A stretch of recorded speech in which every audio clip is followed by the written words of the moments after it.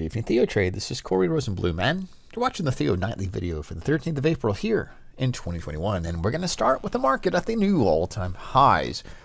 Depends on what market you're looking at, because right now this is the S&P futures, and it did indeed pop to another creep or ooze or just general drift, a bullish drift to the upside. And the Nasdaq joined forces with the S&P finally, because the S&P has been strong. All of these most recent highs, count them, 1, 2, 3, 4, 5, 6, 7, 8, 9, and just about 10 days in a row have been up days. Each one has been a new quote-unquote 52-week high, which is a new all-time high. And we'll highlight some of the stocks that are there joining the market, but we congratulate the Nasdaq, which finally caught up to the S&P, making a new all-time high. So that is the headline news, that the Nasdaq did make a new all-time high, technically 52-week high, but again, all-time high. And that's going to be the same in the Qs, and of course, any product related to the Nasdaq. That includes the technology sector, XLK, which is a little bit of a smorgasbord of financial of technology stocks. And that's kind of the key thing.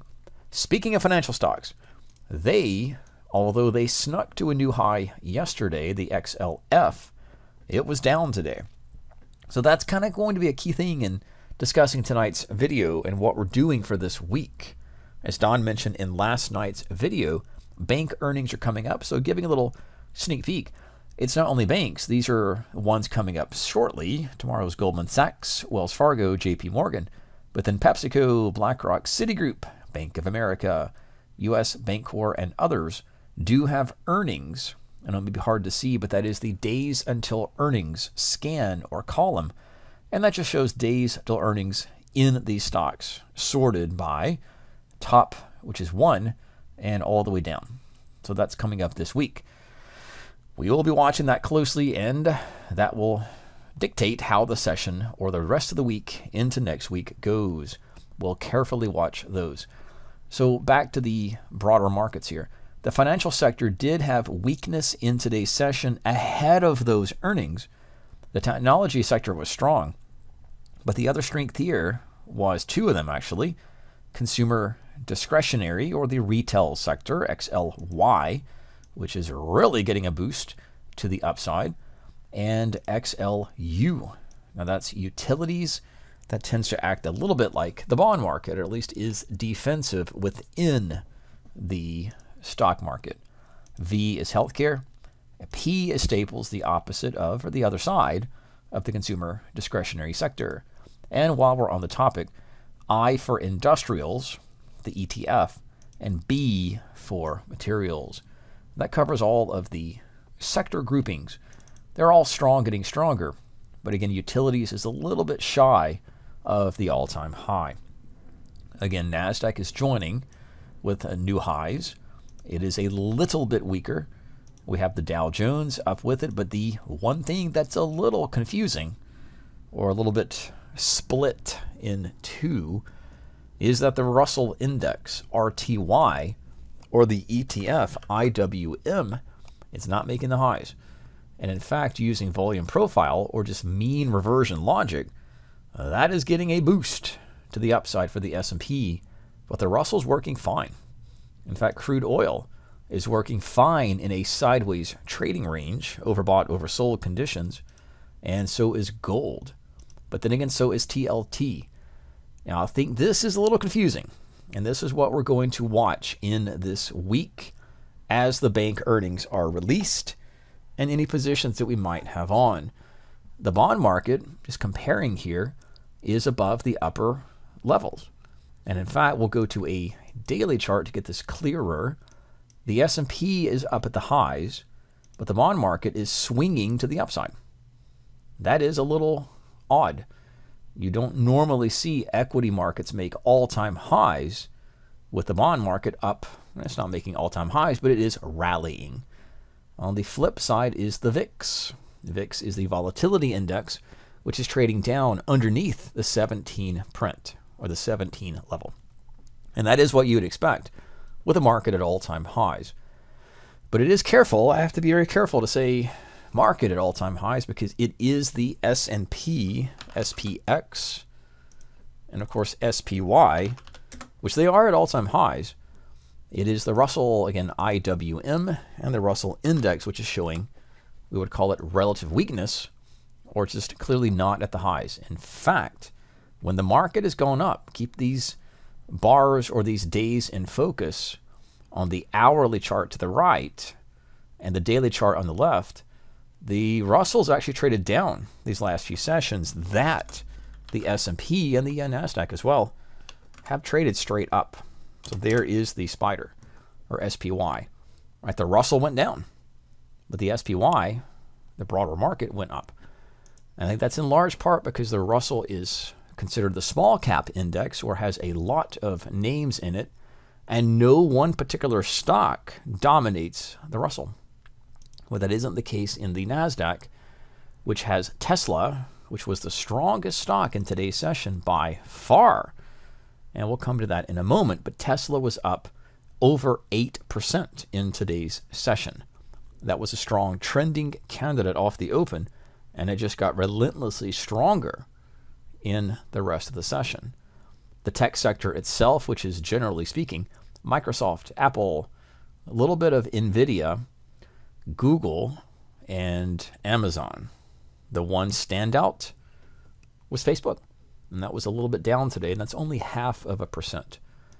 These stocks do play within the broader S&P 500, but note that it was up about 0.33%, because these monsters of tech, or these strong tech names, do contribute to the S&P, but just not as much as the Nasdaq, which was up about 1.2%. And that's because the financial sector, and really 4 out of the 9 sectors that we follow, were actually negative or down on today's session. And this is just a top-level view of the market. And how do you get this view? It is the Market Watch tab and the S&P 500. And then from that, you can take a look at any of the indices or your own watch lists. So the larger the box, the larger the market cap, and the more that particular stock contributes to the index.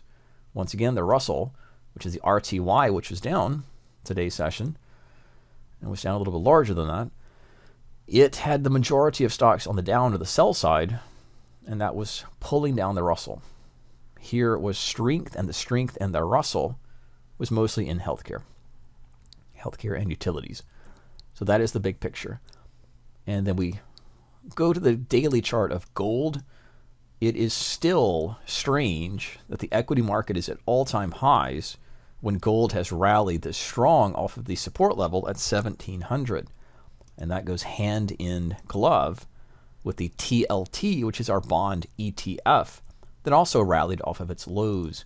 ZB is the tradable bond product, or the bond futures, and then ZN is the 10-year note.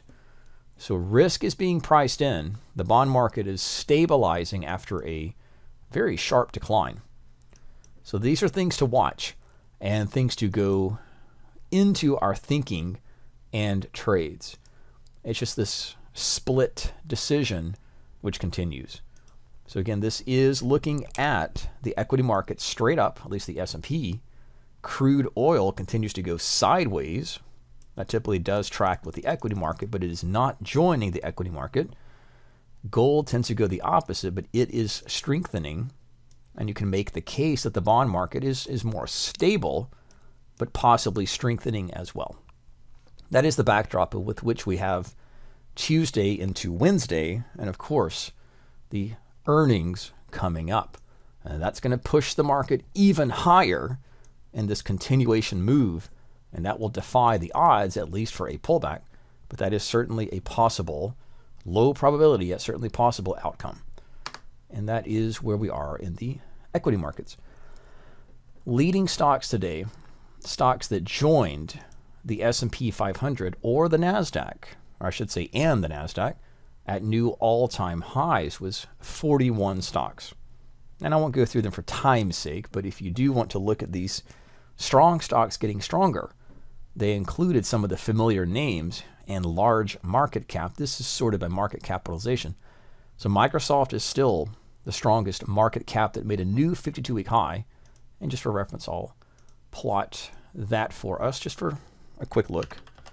And there's Microsoft that is strong, getting stronger as that uptrend continues.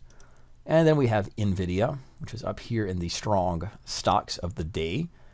Oracle and Honeywell, UPS, Lowe's, Starbucks.